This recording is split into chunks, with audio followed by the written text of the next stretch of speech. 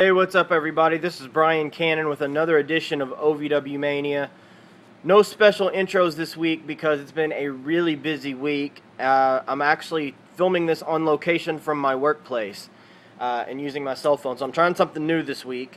If you've read OVWmania for the most recent report, which I'm going to go over, episode 736 of OVW, you'll see that I've scaled back my reports a bit because I've just been so busy for one thing, but it allows me to enjoy more of the action when I don't have my face buried in my phone, typing every single thing that happened during every match. So I hope everybody that reads it understands, because there's a lot of work that I put into it, and I've always ran OVWmania by myself. I've been doing it for I think probably close to a year and a half now, and I've always done it solo, ran everything by myself, and I've had everything from reports to breaking news to the top 20s I put out every week. So I hope everybody understands that, and that's why, like I said, I'm doing this report right now from work. So I'm going to try to buzz through this so I can get it to the Triple Threat guys to add to the show. But the latest episode was number 736. It was filmed last night, which was Wednesday, September 25th at the Davis Arena. It started off with Gilbert Corsi in the ring interviewing the new women's champion from the ladder match last week, Hannah Blossom. She said she was excited. That's what she had moved so far and worked so hard to get, was the women's title. Said that she was struggling, however, with the fact that she hadn't talked to Holly, who she had knocked off the ladder since last week. Holly Blossom came out and said she's had time to think about it and said that she truly is happy for Hannah, and they embrace. But the happy reunion is interrupted by Lady Tapa. Tapa says that Hannah has something she wants, and of course that's the OVW Women's title, and wants to challenge her, and it looks like Hannah's going to accept, but Holly grabs the mic away and says, "If you want my sister, you have to go through me first." So that set up the main event for the evening. Tapa said, "I'll see you in my ring, my island later tonight." Backstage, and they cut in quite a few times throughout the night, the Miss OVW contest continued with a hula hoop challenge, and the hula hooping contestants were the lovely Lila, Jessie Bell, and Ray Lynn. Lady Tapa walked through and said, "I don't hula hoop," but they said they would check in throughout the night to report on what was happening there. Whoever lasted the longest would be the winner. James Moose Thomas destroyed Ryan Howell.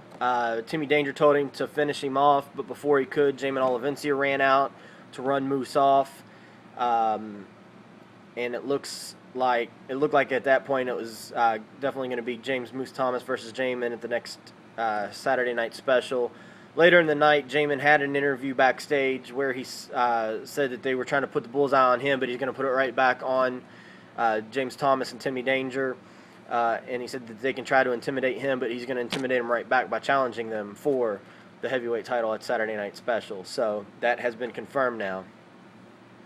The next match of the evening, the Pope, Elijah Burke, defended the TV title successfully against another member of the Marauders, Rolo LaMotta, despite the rest of the Marauders trying to interfere.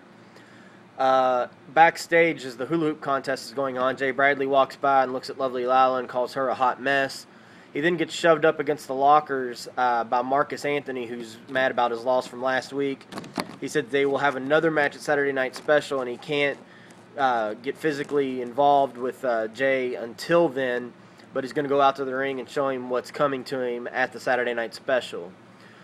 He comes out to the ring, and the VIP Club basically feeds Jay Best to him, and Marcus totally squashes Best, defeats him with the Gamma Punch. Jay Bradley, after the match, comes out to try to hit him with the boomstick, but Marcus turns around and hits him with a shoulder tackle. Jay rolls out of the ring, but then he grabs Marcus's feet, drags him down, and then hits his knee and his leg across the ring apron and then against the steel ring post and says, "You've got your match at Saturday Night Special if you can walk." Jessie Bell in the back loses the hula hoop challenge because she gets distracted by Dylan Bostic, who has a cell phone out. I guess he was either taking pictures or recording them doing the hula hooping, which distracts her. The mobile homers are still trying to change their luck by playing lottery scratch-offs. And Hannah and Holly argue over Holly accepting the match against Lady Tapa later in the evening, and Holly says that even though Hannah's the champion, they're still a team, they're still sisters, and she's going to do this.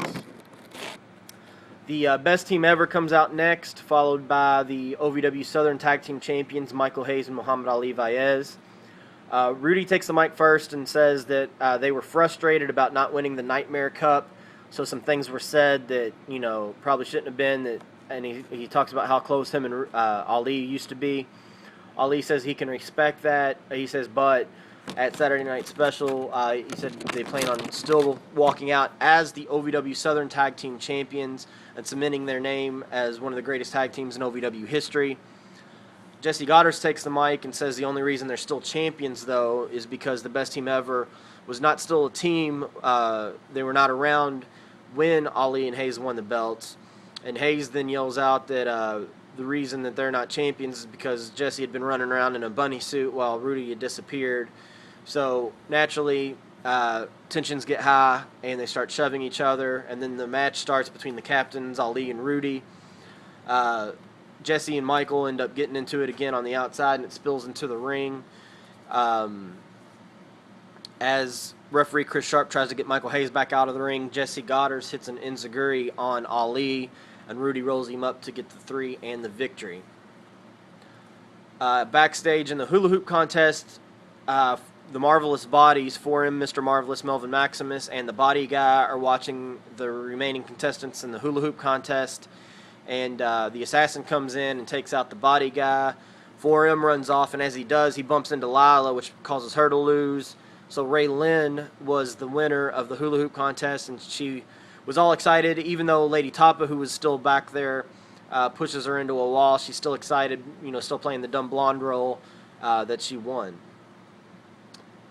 The main event of the evening, Lady Tapa defeated Holly Blossom. She could have defeated her earlier in the match, but she wanted to make a point to Hannah, who was out on commentary, basically telling her, look, what's going to happen to Holly is going to happen to you too, and she's coming for the belt. So that was the main show. Don't forget the other dark match results and anything else OVW related. You can check out OVWmania.blogspot.com. Also, of course, OVWrestling.com, the main website. And a couple other quick notes. Congratulations to Michael Hayes. He got a WWE tryout this week. He was actually used on Raw as a security guard when Goldust and Cody Rhodes attacked the Shield. And then the next night, before SmackDown, he was able to wrestle for them. And according to his family, he got some really great feedback and really great reviews. So hopefully big things on the horizon for him. And also, don't forget to follow Chris Sharp and Terry Bodie, who still do their part in helping retweet and share all my news and information for you guys. You can follow them at Ref Chris Sharp and at TP Bodie, TPBODDIE. And Chris Sharp said that soon he's planning on bringing out a second season of podcasts that will include Alex Silva and Ted McNaylor, among others.